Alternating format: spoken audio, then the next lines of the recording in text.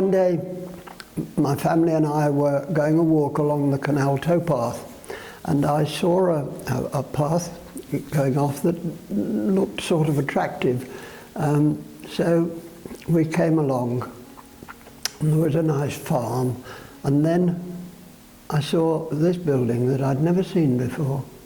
And I thought that looks rather interesting. So we came through, and the gates were all broken, and you could walk through. And I saw that all the doors were open and all broken, and the windows all broken. And we came in, and it was a total ruin. And it had obviously been a beautiful building. And we walked through, and everywhere was ruined. It was awful. The vandals had got in, and they rode motorbikes up the staircase and totally ruined it. And when the volunteers rebuilt it, the banisters, all those spindles, they didn't buy them, they made them. You could climb up the stairs, but you had to be very careful because there were a lot of holes in them, and no banisters or anything like that. Max and I were instructed to go and look at the hall by CPRE, and we went back and told them what an interesting building it was. Some members of the CPRE committee, namely the chairman, Neville Hawkes, the architect, and the technical secretary, Lyndon Cave, and I think Hilton Court and Max and I, decided that we would see whether we could get some voluntary help, get a little committee going. We then made contact with Peter Thomas, of course. So Peter Thomas said, yes, why not? So I volunteered, or was persuaded. I went to the Birmingham Post yearbook, and I looked for every organisation that had got any contact, any sort of conservation interest in Warwickshire. And I got about 40 names. I wrote to them all. And Peter arranged a meeting in Middleton School, and 40 people turned up, one of them being the planning officer. And the interest of Middleton Hall, the possibility of saving it from joining the list of lost buildings of Warwickshire was discussed. And the idea was put forward that perhaps a group, a trust, could be formed, a conservation group, and take on the building themselves. And just to start it going, we asked the meeting, is this a good idea? And of 40 people, 39 said yes, go ahead, have a go. One said, forget it, and that was the North Warwickshire Borough Council planning officer, Andrew Wright. And that is where the Andrew Wright letter comes in, saying the project is one which is beyond the authorities' purse. From then on, it was just a question of one step at a time. A group was formed. Eventually it was turned into the Middleton Hall Trust. A lease was drawn up between Amy Roadstone Corporation and the Trust, that we could have the hall for, I've actually forgotten how long it was. How long was it? 75 years. For £1 a year rent, if they demanded it. I don't think we ever actually paid that £1 a year. And we would take on all the work, all the restoration, but we would be helped by the Manpower Services Commission, the teams of unemployed youngsters. Peter Thomas, being Peter, marched into the meeting as chairman with a silver tray with Waterford crystal glasses of sherry. And he said, "We are celebrating tonight. We're celebrating one of two things. We're celebrating the fact that we're meeting for the first time inside the hall, which is restored to a state where we can actually be under a roof. Or we're celebrating because we've got flush lavatory." I think we all knew which we were celebrating most. The Great Hall was a terrible mess. Brown panelling, holes and everything, no jetted building.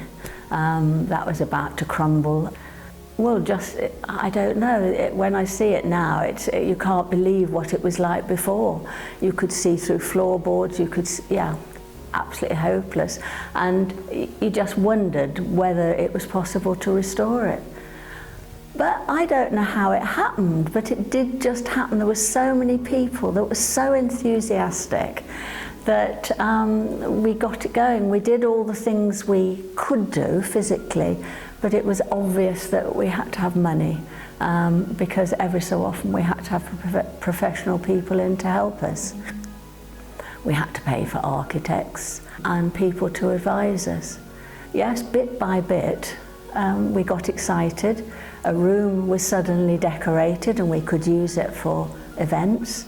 And then the thrill was the Great Hall being done, and the stairs and the banisters, because of course all the banisters had been damaged. There'd been some people on motorbikes that had come in and gone up and down the stairs and completely trashed the Great Hall. The chairman of Tamworth Civic Society, Dr. Geoffrey Noon, and they'd been rambling and they saw this interesting old wrecked building and wanted to do something about restoring it. But the problem was, it was in Warwickshire, not in Staffordshire. They couldn't refer it to Staffordshire CPRE, so they referred it to Warwickshire CPRE, and that's what brought Max and me into the equation. I want to stress that everything I did was done partly by Max because I don't drive. So he dutifully drove us off to Middleton Hall, and that was what we found at the end of the drive, this incredible wrecked building. The main pleasure I think I got from Middleton Hall, other than mutilating big pieces of wood, was working with a group of people that were like-minded. We had similar backgrounds, similar upbringings, lived through the same time, so our experiences were common. They all had positive attitudes to life, all of the volunteers. They looked forward rather than looking back. They were positive about everything they did and were planning to do, and therefore were a pleasant group of people to work with. Some of us claimed that we only came for the banter, which was probably true in many cases. But that's really what I got out of Middleton Hall, working with a good group of people. We had so much fun. The volunteers worked together so well. It was all the time that I was involved. I found a sort of pleasure working there. My husband started to volunteer here when he retired. He was always a handyman, but very keen on woodwork. So he bought himself a lathe and helped to make some of the banisters that are on the big staircase. He very much enjoyed volunteering here, and he said it was the best men's club he could ever have joined. I enjoy being at Middleton because it's such a wonderful atmosphere here. I enjoy wandering around the grounds and looking in the gardens and just generally going. I used to have a special place in the glade where I used to go with my sandwiches and sit and just be peaceful there. Well, we were all friendly, weren't we? It was nice that when we came, we atmosphere. always met at 11 or half past and Oh, got yes. together. And we have a piece of toast and a cup of tea, don't we? Which we still do. Yes. It's been both a pleasure and a privilege to be able to add to the story of Middleton Hall. Somehow it just gets under your skin, and once you start, you can't leave it alone. I'd like to see Middleton Hall still surviving in the years to come, because it's such a lovely, unique place to be. And it's not like anywhere else around here. And it'd be so sad if it didn't manage to survive. I think it's important that such buildings are maintained, important for the future, because young people need to see where they've come from. And buildings such as this give them the context for our current lives, and therefore they are important. It's important to save Middleton Hall because it has so much history that if we don't work at bringing all this to the public, it will be lost. And there are not only the building, but the people who have lived here have so many stories to tell.